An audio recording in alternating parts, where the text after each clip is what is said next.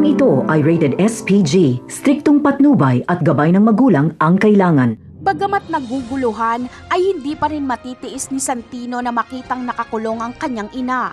Alam ni Santino na siya na lang ang anak na mayroon si Marites, kaya hindi niya ito matitiis. Umaasa siyang totoo ang sinasabi ni Marites na wala itong relasyon kay Ramon. Lubos na kilala ni Santino ang kanyang ina, kaya alam niyang nagsasabi ito ng totoo.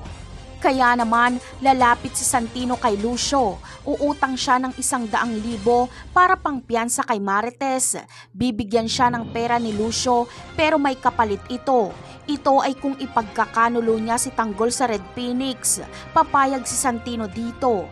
Kapag makita niya ulit si Tanggol ay titimbrihan niya sila Lucio. Wala naman kasing pakialam si Santino kay Tanggol. Ang mahalaga sa kanya ay makalabas si Marites sa kulungan. Sa kabilang banda naman ay tinanggap na nga ni Tanggol ang pagiging Montenegro.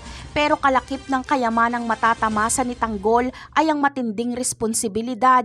Dahil hindi na lang basta mga negosyante ang kanilang makakalaban, kundi matataas na mga politiko.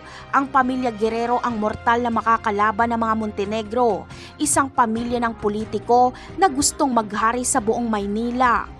Mga korap at masasama ang gawain ng pamilya na ito, kaya kinakailangan itong pigilan ni Tanggol dahil mahal ni Tanggol ang mga taga Maynila, lalong-lalo na ang mga taga Quiapo. Ngunit paano kaya kakalabanin ni Tanggol ang makapangyarihang pamilya na ito? Tatakbo rin kaya siya sa parating na eleksyon?